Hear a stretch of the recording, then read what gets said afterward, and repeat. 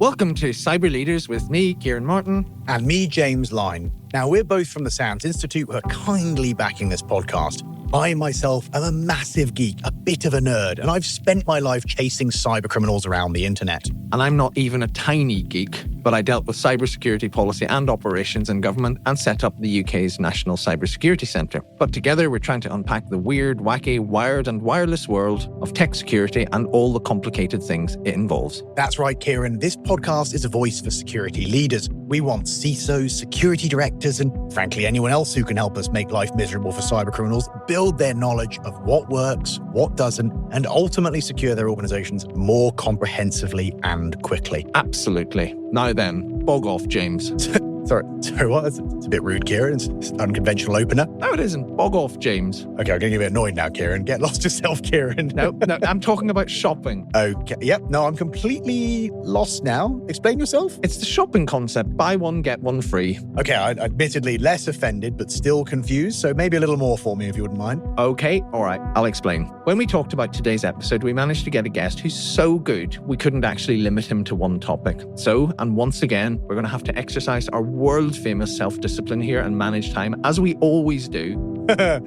Sorry. Yeah, this is going to be a 2-in-1 episode. Our brilliant guest is going to talk to us about two very different things. First, being a CISO himself and the whole world of CISOs and the state of our industry, on which he's really interesting and thoughtful. But then, and I don't know quite how we're going to do this pivot, but we will, we're going to learn more about one of the most fascinating, groundbreaking, and even, to some anyway, controversial counter-cyber operations ever undertaken by the private sector. So it's 2 for 1. It's buy one, get one free. Even though, of course, the podcast is free, so it's kind of a free bog off. A free bog off is definitely a new concept, but it's soon to be added to Stanford's marketing class, I'm sure. Okay, we got there, Ciaran. I get it now. In that rambling mess of words is the news that we have a stupendous guest today and a wonderful set of topics. We do indeed. It's very exciting, but I think you'd better introduce him, James, as you've got some history with them. Good history, I should add, not that sort of history. Think of, say... Thanks for clarifying. Yeah, think of the history of Britain and France in the last 200 years rather than the preceding 500 or so. Yes, that makes sense. By the way, fantastic book, 1,000 Years of Knowing the French. Must be read at some point. But hey, look, it's quite enough of your nonsense for now, Ciaran. I'm taking charge for just a moment. So yes, today we have the absolutely wonderful Ross McKerchar. Let me say a little bit about Ross quickly. He's the Chief Information Security Officer at Sophos, where a certain James Line used to work back in the day. He's been at Sophos since 2007. Been a moment, hasn't it, Ross? Following his graduation from the University of Edinburgh with a degree in computer science, so a solid geek from the start. One of the most influential voices in cybersecurity in this country, no doubt, as well as his day job running the security of, frankly, one of the most important cybersecurity companies in Europe, as well as broadly around the world. His writings, his analyses of everything cyber always receive widespread and deserved attention. He's written or spoken about the implications of major cyber incidents, bug bounties, the general state of the industry, FUD. This is going to be fun. Like us, he doesn't care much for fear, uncertainty, and doubt. We'll get into that in a little bit, no doubt. And more recently, Ross has very much been in the public eye in the cybersecurity world because of a Sophos operation called Pacific Rim. What's that? If you don't know already, you'll have to wait first because we're going to talk to him about everything else before that. Welcome, Ross. Thanks, James. Thanks, Ciaran. Really excited to be here. It's absolutely brilliant to have you, and thank you so much for coming on our show, and welcome. Now, the first question we always ask our guests is about their journey into and through the cybersecurity profession. So I'm going to ask you that, but with an addendum. In your early career, how did you survive having the lurking, hulking shadow of James Line hovering over you in those early years? I mean, how did you put up with it? How are you even still in the profession? Lurking, Ciaran. Brutal. It was very fun, wasn't it, James? I don't know if you remember when we basically built Sophos' first iteration of their security strategy during our lunch breaks running along the Thames. Do you remember that? I do. I remember panting a lot whilst trying to keep up with you, that's for sure. So I think you built the strategy whilst I just tried to, insert enough words so you didn't realize I was blowing. So yeah, back in those days, I mean, Sophos was a very different place. We had this really rigid security architecture. It was heavily perimeterized. I think you'll have been the same, James. When we started, we couldn't even browse from the desktop. You had to go to a special machine, which I think was literally called, the dirty network, to browse the internet. Yes. It was set up by our founders. And even back then, it was really starting to show its age. people were having just to get their job done. They were doing all sorts of funky things to work around this very old school security architecture. So James and I were basically the kind of forcing function internally in Sophos, where we were strategizing around how we could modernize this setup because we could see the cracks forming. Nowadays, of course, it's very different. I've got a 50-person roughly security team. And compared to back then, my focus is much more on our products and services. So if you think about Sophos' core mission, which is to protect our customers from cyber attacks, it's kind of obvious that we can't achieve that core mission if our own systems, services, and products aren't themselves safe. So that's my kind of overarching philosophy for how we manage the Sophos environment nowadays. And everything we do stems from that. As I say internally, it's one thing for a company like ours to miss a threat. I mean, all companies miss threats. No one's perfect. We strive not to, but of course,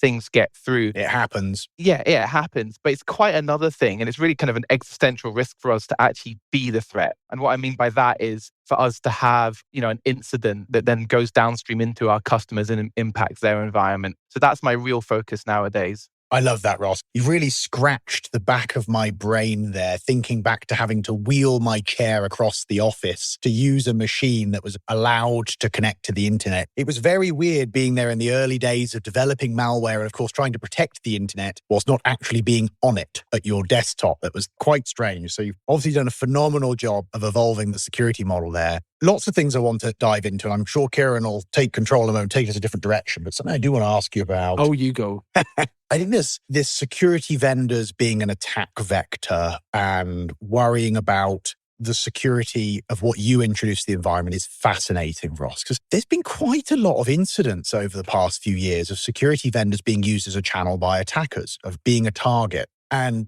basic vulnerabilities turning up, failure to patch kind of open source pieces of technologies and appliances and so on. It is interesting, because of course we assume that security vendors will in of themselves have perfect security, but there's a lot of attacks and a lot of data that show sometimes they can be quite horrific offenders. So talk to me a little bit about that initiative, where it came from and why you focused on it so much, if you will. Yeah, absolutely. I don't think it was just security vendors that were guilty of this, maybe going back 15, 20 years ago. But back then, cybersecurity was quite a rigid discipline. You'd basically make sure your firewall had the right rule set. You'd deploy antivirus across your desktops, and it'd be very intrinsically linked to kind of the physical space, the building or the company network. Then you'd kind of sit back and hope, essentially. And security vendors were the worst for that because they had probably an unreasonable faith in their own set of products and assuming that they would never be bypassable. There has never been a set of hard-coded credentials left in a security vendor's appliance on the assumption no one would go looking. What are you talking about, Ross? No one would do that 4 or 5 times. Right. Yeah, exactly. I should clarify, I'm not poking you in the eye here if it sounded like that. It was a different vendor I'm referring to. But carry on, Ross, sorry. No, you could poke any vendor in the eye. We've all had our problems. And that's kind of part of why I'm here and love talking about this stuff. Because these security vendors, including ours, we'd always rely on people's assumptions that we had everything buttoned up. But we wouldn't talk about it. We weren't very open about it. And the reality is, cybersecurity is really hard for absolutely everybody. But it's even harder for technology companies that have, these kind of vast internet-facing attack surfaces, because they're the very same surfaces that are delivering our applications and services to our customers. And also we're moving super quickly because the threat's moving quickly. So we're changing all our systems all the time. And obviously going fast whilst being secure, particularly when it comes to kind of product development, that is one of the biggest challenges. So the way that we've approached this at Sophos, and I think a lot of the industry are doing something similar, is thinking very carefully about the way that attackers can kind of move through our systems, like through a kind of attack path mapping, those types of exercises, and having a very risk-driven approach to what we're protecting. You hear that loads, but what do I actually mean by that? So we have a corporate environment, and that's important, but it's an order of magnitude less important than our product environments. Now, it doesn't mean I'm not going to protect our corporate environment, but everything I do to protect our corporate environment is what I consider kind of what you'd expect from a reasonably mature company of any flavor. We're doing the basics. We're trying to do them well. not perfect, but it's kind of like the standard stuff, if you will. Where we want to invest any additional resources that we have is on going that extra mile to make sure that any attacker that gains access to our corporate environments is going to have a really tough time then laterally traversing into our product environments. Because those are the things that really, really matter to our customers. I love that risk-oriented approach, by the way, Ross, because of course, for those who haven't operated in an environment, that you have here, just to kind of make it really explicit, you think about those production environments, that's a space where there's the potential to get control, find vulnerabilities, execute code on hundreds of millions of computers, given the scale of what you as a vendor protect. A bit like that kind of awful incident with the HSM attacks inside Adobe, that can unlock a hell of a lot of potential vulnerability to be exploited around the world. So that's why that environment is so much more important than the corporate stuff where, we can get to read Ross's emails, which I'm sure are fascinating, but probably not of the same scale of worry, right? Yeah, it's kind of hard to adjust your brain here because don't get me wrong, like my mail spool and, all of our corporate secrets being on the internet would not be a good day for me. It wouldn't even be a good year for me. And it might even be a bit bad 15 months. Yeah, it could be somewhat career limiting for me as well. It's not the kind of thing that I want to happen, but I believe that is an eminently survivable event. Lots of companies have had that happen to them and they've pulled through. What is less of a survivable event is the scenario that you just talked about. And I really want to make sure that when because we've got limited resources as well. Sure, we maybe have more than your average company of our size, but they're still limited. So I really want to make sure that when we are going that extra mile, it's in the places where we're going to be protecting kind of basically billions of dollars of enterprise value for our investors. And as you say, millions and millions of customer endpoints and firewalls as well for those customers that really have placed their trust in us to protect them. If we can't do that, then it really is a failure of the core mission. Well, let me jump in here before you two get too geeky on me and ask a nice generalist question and even a more challenging one. So that was absolutely fascinating, Ross. And what I really liked about it is the sophistication of the risk conversation and posture that you've outlined. But what I'm thinking about, somebody's listening to this, they're a CISO in a medium-sized food retailer or something like that. And I can see this conversation where you place very significant bets. You have a really realistic assessment of what matters, what's a survivable event, even if it's really bad, versus what's a non-survivable event. And some people might think, listening to this, that's fine for Sophos because it's a really sophisticated cybersecurity company where the C-suite will understand cybersecurity and so forth. Do you think that sophistication of that analysis, that approach, can easily be transported into a non-specialist environment? Or is it something that only the likes of Sophos can really pull off, getting the senior leaders to have that unbelievably nuanced approach to risk management? I mean, that's fundamentally the job of a CISO in many ways, is to have the conversation with the business to figure out what really matters. And I used to think that was kind of easy. I used to think you'd walk into the boardroom and say, what's our risk appetite? What do you think we should be protecting? 7. Yeah, right. Yeah, 7. Yeah, 42. I don't know. No, it's 4.5. Come on. 42 with a decimal place.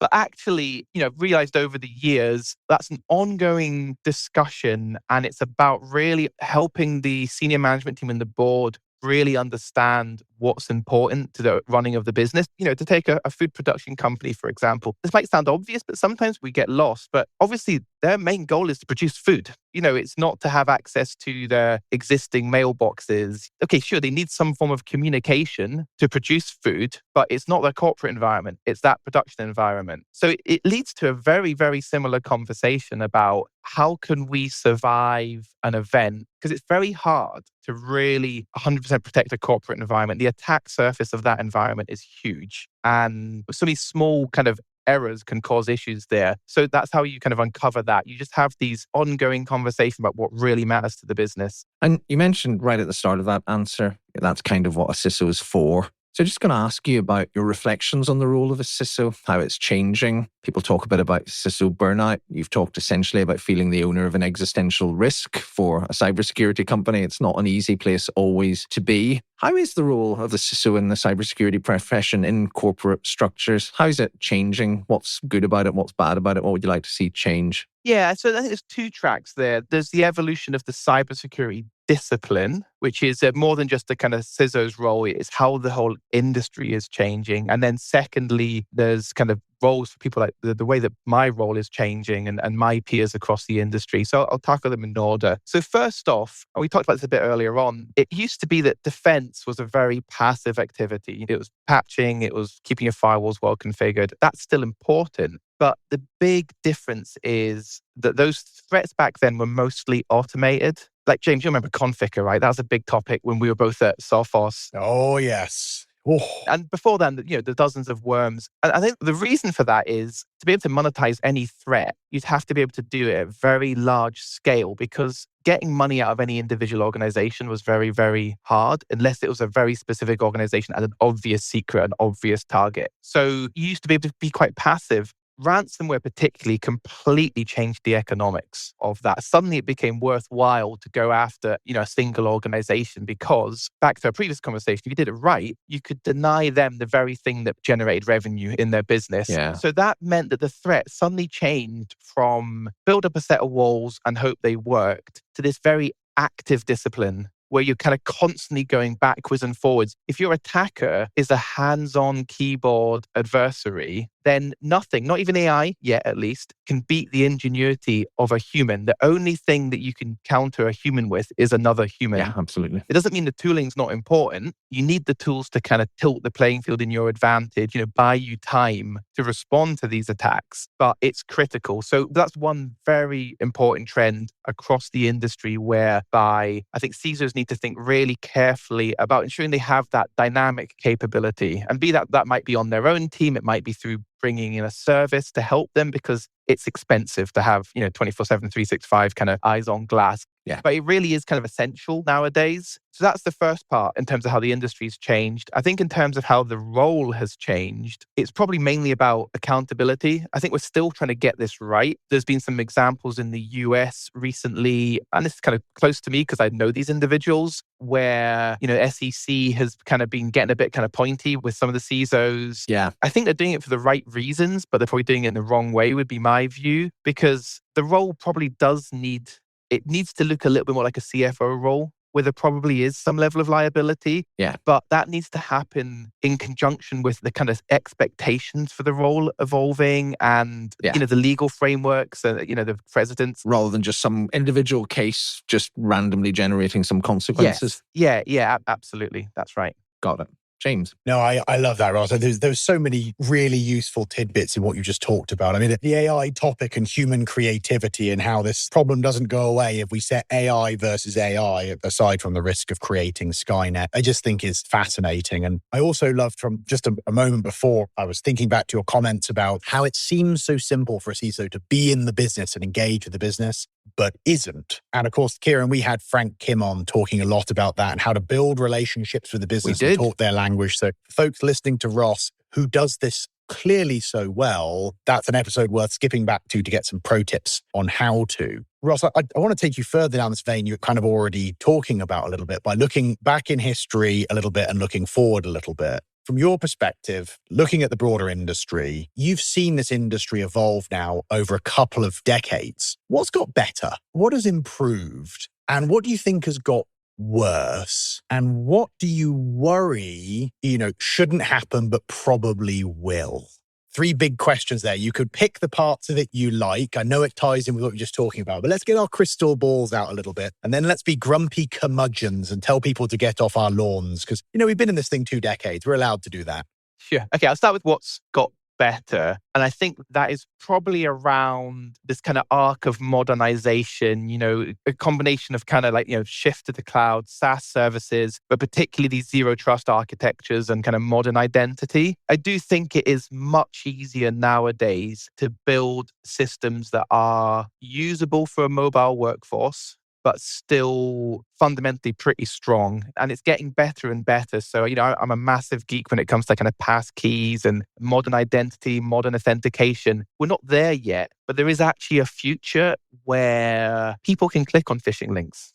People can get duped, and the systems are resilient enough to defend against those scenarios. That to me is really important, because it's frankly ridiculous that we have to place so much emphasis on fallible humans to do the right thing, and a lot of blaming as well. I mean, recent examples, have you seen it? But Troy Hunt, he did a great job. He got phished the other day. Anyone can get phished. Whenever you're at scale, we've got thousands of employees. The way I think about it is like, doesn't matter how great and how smart my workforce is, with over 1,000 people, you can have a 0.01% error rate of people clicking on stuff accidentally, which could be a completely just a fat fingering or whatever. You're going to have that kind of stuff happening. And I think nowadays we are getting close to being able to tolerate that type of scenario. And that's all going to get much harder as well, with the quality generally increasing with things like AI. I mean, some of this stuff is very, very convincing. Sorry, Ciaran, I interrupted you. No, well, I'm going to have to do some discipline stuff here. Ross mentioned Troy Hunt getting phished. I hosted him the other night for a talk, absolutely open about it, and the insanity of then organizations pretending to rely on people not getting phished. It's just extraordinary. So that's one of the best overviews I've ever heard of the state of the profession, about attack vectors, about risk management and so on. But we've got to talk about Pacific Rim. Now, normally on this show, I like to think I'm quite good at elegant segues, so how we can link into something, but I've absolutely no idea how to link what we've been talking about with Pacific Rim. So I'm not even going to try. I don't know what to do. How about this? James, why don't we pretend this is a commercial podcast and we're moving to the ad break to moving on to part 2. Yeah, let's do that. James, will you do an ad for us? Okay. This is a bit of a first. I'll give it a go. Any suggestions? Help? Well, given that we've just been talking about Troy Hunt getting phished and so forth, and yet you've got all these ads for people saying, oh, look, we can train your way out of this or whatever. And we've always talked about FUD, and we've talked a bit about it with Ross in the introduction. Why don't you do a FUD style ad? Oh, I like it. So here's how we'll do it. Give me a second. I'll announce we'll be back after the break and you can do a FUD ad. Okay, all right, hold on. I need to get into the mood here. I'm just going to channel my inner ridiculous. Okay, I'm with you. Hold that thought and I'll bring this to a close. So then, Ross, fascinating insights so far in the world of a cyber company CISO, but it brings us to the end of part 1. Join us again after the break. In the ever-evolving threat landscape, where nation-state attackers and well-funded cybercriminal gangs roam the internet looking for a victim every few seconds, how do organizations protect themselves? Cyber war could break out at any moment, any device they want to. They could explode your phone, or even with the Internet of Things, they could connect to your fridge and sour your milk. Governments will topple, societies will break down or something, and the only thing remaining will be digital avatars run by evil bot overlords as our consciousnesses are uploaded into the cloud, which will probably be run by Google or something like that. But worry not. Leveraging our AI, dark web-enabled, post-quantum resistant cybersecurity threat detection and intelligence active protection matrix, sure, you could deliver nearly 100% security. It would be 100%, but the lawyer said we're not allowed to say that. The only security you'll ever need. Look at this chart. It proves it because some guy in a basement testing stuff said so. Magic amulets powered by Threaty McThreatface Intel Limited. Buy now before your bases are pwned, or something like that. Conditions apply. Product may not work as intended, or indeed at all. If it didn't work, buy more amulets. Welcome back. Now then, in part 1, we heard from our brilliant guest, Ross McKerchar, about the general state of the cybersecurity industry and what it's like being a CISO for a cybersecurity giant. Now, we're going to turn from absolutely ridiculous FUD to the far more curious case here of Pacific Rim. Ciaran, I think this is one of the most interesting and impactful cyber operations of recent times in the private sector. It's stunning. It absolutely is. But let me give Ross a fairly gentle first question on part 2. So please don't ask him to define the product that I made up in the... Well, any reactions to threatymcthreatface.com, probably .io, because it sounds like a startup. Any reactions, more than welcome. But on Pacific Rim, the background to this question is a minority of our listeners, we think, but we love them dearly, are not cybersecurity lifers. Some of them have a new interest in the subject. Others have a more general interest in national security or technology, but they're not steeped in the cybersecurity bit of it. We believe that others have to listen to this podcast as part of their court-ordered probation terms. So for those people, tell us in simple terms, what was or is Pacific Rim? Why is it interesting? And to some, even a little bit controversial. Sure. Yeah, absolutely. I would try my best without any references to military-grade encryption or infallible cybersecurity defenses. Nice. Okay, Absolutely. so So Pacific Rim, yeah. So there's tons online about this. If you're completely new to it, best place to start is probably the Wired article that Andy Greenberg wrote. That's a really nice kind of overview. And then if you're more of a kind of threat intel person, then we've got a big report on our own blog around, all the details, all the TTPs, et cetera, et cetera. But so in a nutshell, Pacific Rim was an operation Sophos kicked off back in 2020 when we discovered that our Sophos firewalls, not our own firewalls, it's important to understand, but the firewalls that we build and then sell to customers. We have a very large firewall business. These firewalls in these customer environments started getting targeted by what we now know are state-sponsored actors using a new zero-day, so a vulnerability that nobody knew about. And they were doing this at a significant scale. So we're talking about tens of thousands of firewalls being compromised, which is obviously a scenario that no CISO ever wants to find themselves in. We were kind of thinking internally as we were trying to figure out how to clean this up. This is essentially like the world's largest incident response operation that had ever been undertaken, which kind of really was the philosophy of how we wanted to approach this. And this is getting into why this was kind of potentially a bit controversial. There's actually two reasons. I'll start with that one. So it would have been quite easy at this point, and this is maybe just standard vendor behavior at this point, essentially to put out some comms, write a patch and say, hey, customers, sorry, go and sort it out. Sure. Of course, we did that. We put out the patch, we put out comms. But then we thought, well, what else can we do? We kind of felt a little bit, frankly, embarrassed by this. This is our software that had been, or our devices that had been compromised. We also have a large mid-market customer base as well as enterprise customers. And we knew that giving them some kind of vague instructions about what to do and expecting them to go and run forensics on our firewall platform and actually figure out what had happened is just completely infeasible. So we said, well, you know what? Why don't we just do everything we can? Why don't we take full accountability for this situation and go as far as we humanely can to clean this up? And Sophos is quite unique in this space. Our business is actually firewalls, endpoint services now. But from a software side, a technology side, it's 50-50 firewalls and endpoint. So we've got this kind of endpoint DNA in the company. So we thought, why don't we treat our firewalls like endpoints? Right. And just do kind of active detection and response across those devices on behalf of our customers, at least those that had,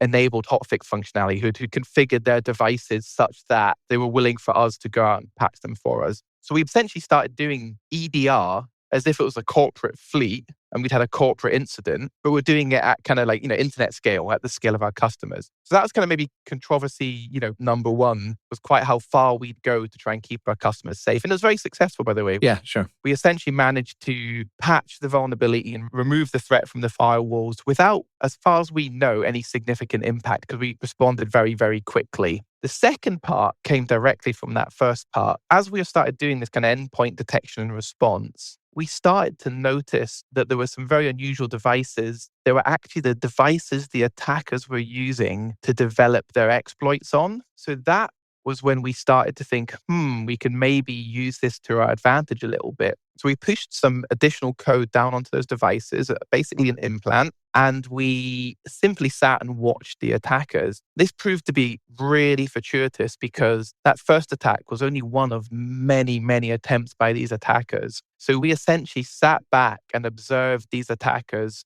on multiple occasions, attempt to develop exploits and break into customer environments. Love that, by the way, Ross. There's a big old thing in incident response of be careful how quickly you shut things down, lest you fail to learn what your adversary is really up to. And that's a great example of that, like being a bit more methodical and collecting more data before you make your big play. Love that. Yeah, and that went on for the best part of 5 years. Where we just kind of did this back and forth kind of, cat and mouse game. And over the period, I think we found 5 different rootkits. Wow. Of which a couple were like very, very novel, bespoke, developed purely for targeting firewall platforms, not just ours, but for targeting firewall platforms. We found the boot kit, which is a super sneaky way to get really deep into devices. Hard work to develop too. Yeah. And that's a really important point, James, because one of the aims of this operation was to really increase the cost on the adversary, make it painful for them to go after us by burning that expensive capability. Oh, there's a t-shirt, making life expensive for cyber adversaries. That's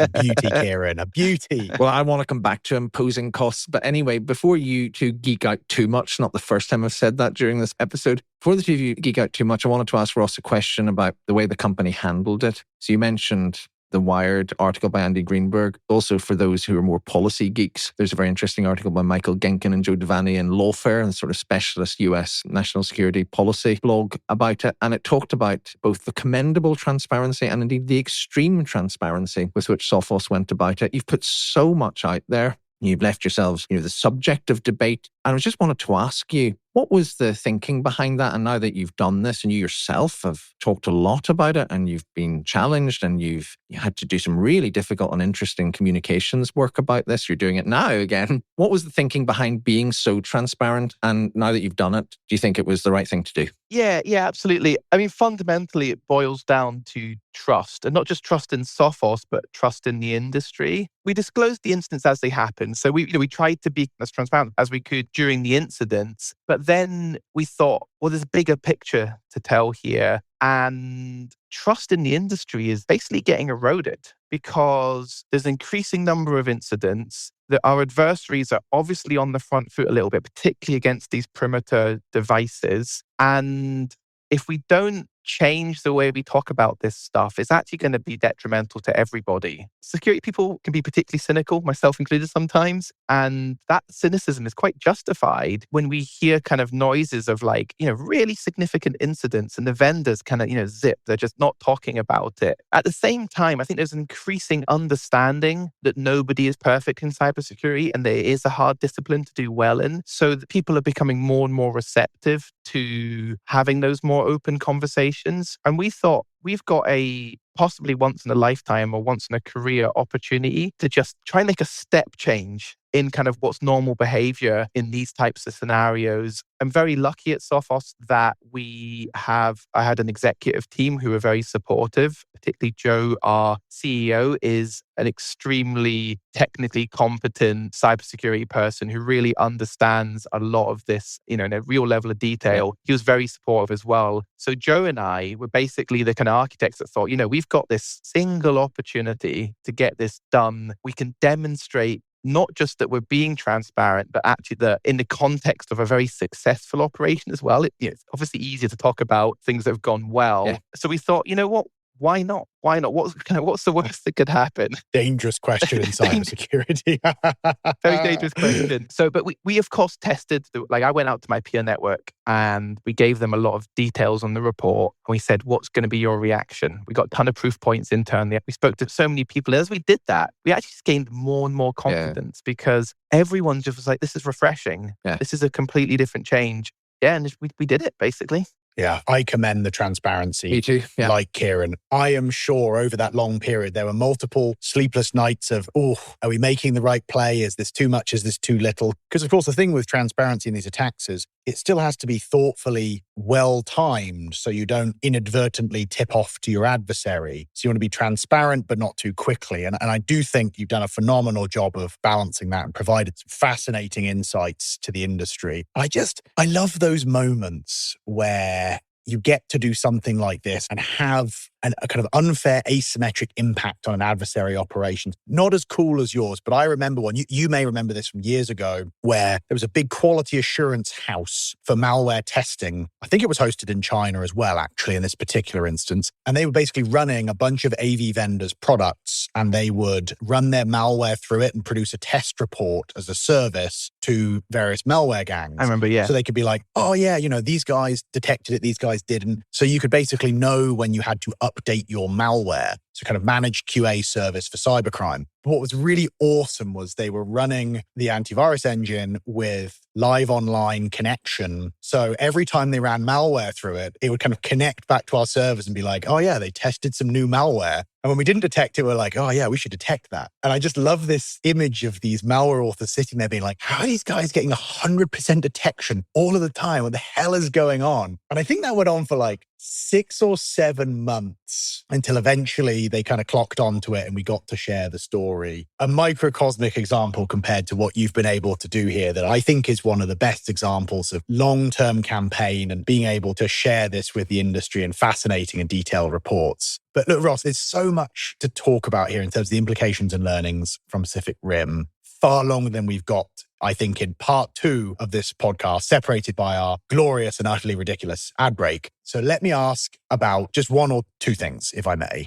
China and vulnerability disclosures and bug bounties. Give me your reflections on this part of the story.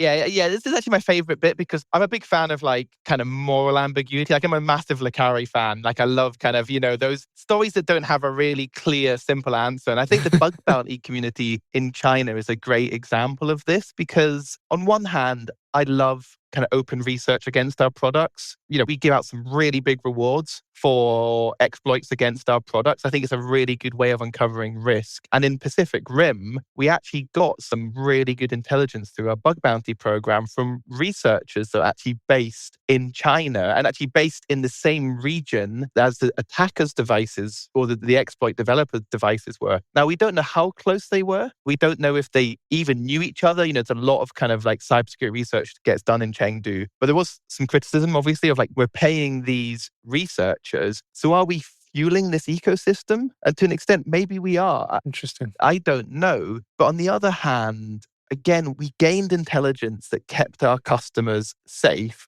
And if you actually look into the vulnerability disclosure legislation that was put out in China, I think about 5 years ago now, if you're a vuln researcher in China, you're actually legally obliged to share your vulnerabilities. Absolutely. So my view of those individuals, even though some of the timing around like when they disclosed it and when our devices were attacked was kind of, suspicious, my view is that we kind of welcome that. We're happy to pay because they haven't got any choice. The law says they're allowed to share with us, but they also have to share it with the government. So I find that kind of whole ecosystem like very, very fascinating. Absolutely. And not for the first time, the Chinese system is more complicated than we sometimes portray it. But yes, sorry, James. Well, look, let's pick on one other area here. And again, I feel like this could be 3 episodes worth of deep diving into this. But of course, there's a great report detailing all of this. There's loads of stuff online you can read for those of you that are interested. And I think all of us in the industry ought to be. Ross, perimeter devices. There's a lot of learning here, and it's not just from Pacific Rim. Now, when we did the SANS Threat Conference in December last year, Ciaran here interviewed Paul Chichester from the NCSC, and Chich was warning about the same thing. So where are we at here? Like, what's going on in perimeter devices? Are we making the right progress? Should we be worrying about attackers, connecting to our fridges and souring our milk, or maybe more serious devices, should we say? It's a super interesting area. I think earlier, James, you asked, where's the industry not doing so well? We didn't get a chance to talk about that. This is an area. This is an area where I think we have, I don't know if regressed is the right word, but certainly not kept up with the threat. It actually starts with a bit of a good news story, in my opinion. Are we allowed those in cybersecurity? Is that a thing? Yeah, well, a temporary good news story. That being that it's actually pretty hard nowadays. Back to my earlier point, a well-defended organization to phish to gain initial access and then laterally move onto your targets in a well-defended and well-monitored network or environment is actually challenging. And I think what we're seeing here is attacker behaviors shift accordingly. Back, what's old is new, like back to smashing through the perimeter. This used to be very common, back in the early 2000s. We've had this change in behavior. This has been fueled by a couple of areas. First off, less maybe relevant to Pacific Rim, we've seen evidence that ransomware gangs are actually doing their own vulnerability research. I think this has been particularly prevalent against the file transfer appliances that's had some pretty nasty incidents. Some pretty large-scale global ones too. Somewhere they couldn't even keep up with the demand on the number of ransoms they had to handle. Right, yeah. They were very successful from the adversary's perspective. The one that we've observed more closely, of course, are these nation-state, and particularly China, focusing really heavily on vulnerability research against perimeter devices as obvious initial access vectors against kind of high-value targets, but also as a way of gaining these, what we call ORBs, operational relay boxes, which are essentially a kind of subclass of botnets. It's really useful to be in a country's IP space because then when you do an onward attack, you're coming from a legitimate business rather than some, bulletproof hosting provider, which companies like Sophos, like any traffic that comes from like a low rep bulletproof hosting provider is far easier to spot than stuff that's coming from a legitimate device. So these attackers are going... So true. I will always remember a particularly nasty attack against a bank being launched from a poor, unsuspecting florist in Cornwall. So reputation matters, but it is easy to hijack for the attackers, isn't it? Poor florist. Exactly. Yeah. Had a hard time explaining SQL injection to them. Oof. But again, it's another example of actually the industry's getting good at certain things, which is driving attacker behaviors. Cybersecurity is such a fast-moving discipline for this very reason. Human against human, action, counteraction. So that's been driving this focus on perimeter vulnerabilities, but you've got this other trend at the same time. So one thing that I think it was a very big misstep in the industry, was the whole UTM thing. You might remember the UTM, Unified Threat Management. Love a TLA, so instantly love a UTM. That's great. Especially when you explain what it is. Yes. For the captive audience. So this is where firewalls started becoming these jack of all trades, do everything boxes. And of course, the more you do, the wider your attack surface. So everyone, us included, but everyone in the industry piling on more and more functionality into these highly, highly exposed perimeter devices. You're thinking now, retrospectively, it's easy, like what could possibly go wrong? Well, it turns out it went wrong for us. Turns out, yeah. Yeah. All this attack surface became really, really great, a rich, target-rich environment for our adversaries. And then you had a second trend that came together at exactly the same time, which was the shift to cloud infrastructure, which meant that a lot of vendors, actually less so Sophos, I'll get onto that in a second, but a lot of vendors basically started reducing investment in their firewall platforms because they saw the future, which was all about SASE. It's all about workloads in the cloud. So now you've got these architectures that are getting long in the tooth, 10, 15, 20-year-old architectures full of functionality, still sitting on the perimeter with tons and tons of code that was built 2 decades ago, before any of us had decent SSDLC, so secure development lifecycle standards, just sitting out there and not getting the levels of investment. I say Sophos is a bit different because we've actually doubled down on our firewall platform. We've got SASE technology, but we still see value in having a solid firewall platform. But that's the trend, in my view, that's caused this kind of massive focus on these types of attacks. So interesting, both what you said about the dilemma around the Chinese researchers and the perimeter device stuff, which to me, James, it sounded like an implied criticism of Threaty McThreatface. I think they'll want to pay attention to this. Threaty McThreatface is unfortunately powered by unicorns, so we don't have to worry about this. It's not a problem. I wanted to try to bring us towards a close because we could go on forever and I would like to spend a lot longer on this, but we don't have time.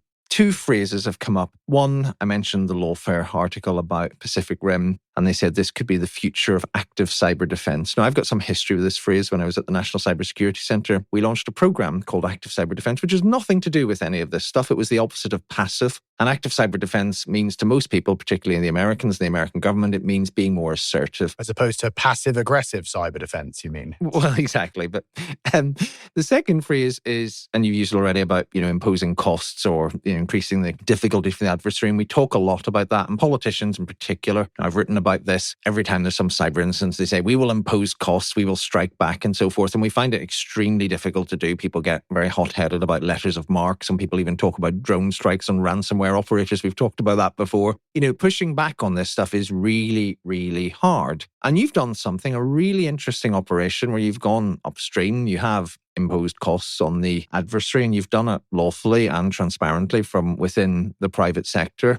But cybersecurity and cyber operations in general have a history of sort of interesting one-offs, and then sometimes there are trend shifts. Do you think this is the future, or is it going to be an exquisite one-off that we'll talk about? Yeah, it's a good question. I don't know if there'll be specific other examples of vendors doing exactly what we've done, but I think the trend around the idea of treating, whether it's IoT, OT, network devices as endpoints that also you need to have a plan for failure of your preventative controls. We figured this out in the corporate world 15 years ago. That's why EDR became a massive category. We need a detection and response plan and also capability for these embedded devices or these other devices. They can't continue to be a black box. Now, whether that vendors do it or whether customers are given the necessary access to do it, I think that will depend upon the segments of the industry. It's unrealistic, in my view, for anyone except maybe the most capable companies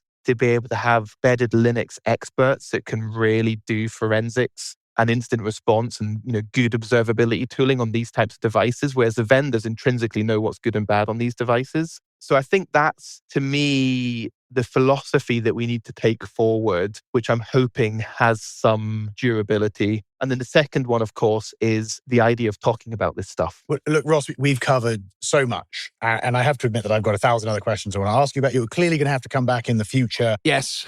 So we can get into other topics. I mean, multiple bog-off or bog-offs as it is, or however that works. But look, we are going to, I'm afraid, have to bring things to a close. Apart from one thing, don't forget. Yes, my favorite bit. I have to admit, the whole podcast. Look, as you know, it's only fair that if we're going to ask people to listen to us, for all this 40-odd minutes about all these fascinating topics, we give them something really useful at the end. Absolutely, Ross. So we're asking you for your 30-second takeaway. Ultimately, this podcast is about lessons for cybersecurity leaders. So if you had just 30 seconds, and I don't have a timer, so you can approximate as you'd like. If you had 30 seconds-ish, short elevator ride maybe, with a cybersecurity leader, what would you advise them? Something to do, something not to do, something to pay attention to, get a magic wand to change something. What would it be? Give us 30 seconds of extreme wisdom.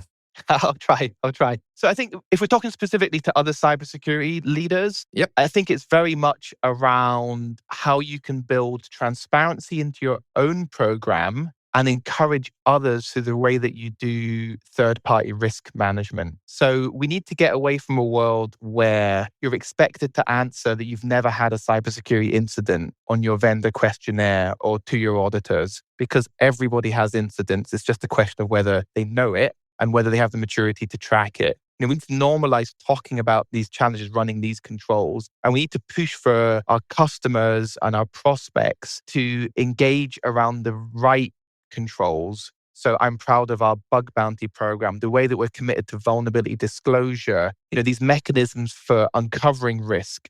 That's what I want to talk about with our customers. I think it's less productive if we focus too much on these kind of binary questions. You kind of know what the expected answer is and you're trying to figure out how you can answer that truthfully. Yeah. So that would be my 30-second advice. We all have a part to play in the way that we each hold each other accountable and encourage that kind of transparency. Excellent. Something new, original, and really, really provocative and interesting. Thank you, Ross. Thank you. An absolute pleasure. And thank you for being with us today. I got to say, it is a pleasure to have you here after all these years, from 2007, running along trying to figure out a cybersecurity strategy where we could actually connect to the internet whilst protecting it, to having you do some amazing work on the transparency of the industry with all the smart folks over there. It's wonderful to see. Congratulations to you. And you can still put up with James.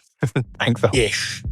He's going to go have a shower after this podcast, I think. But look, excellent. That's it for today, isn't it, I think, Ciaran? Apart from feedback? So close. Always the feedback thing. That is very important. We want to cover topics that matter, don't we? Yeah. So you can leave us feedback at the podcast site, or you can email us at cyberleaderspodcast@sans.org. Tell us anything you want. So with that, thank you very much for listening. Thank you for listening. Keep cybering. From me, Ciaran Martin. And me, James Line. It's goodbye. And don't buy a product from Threaty McThreatface Limited.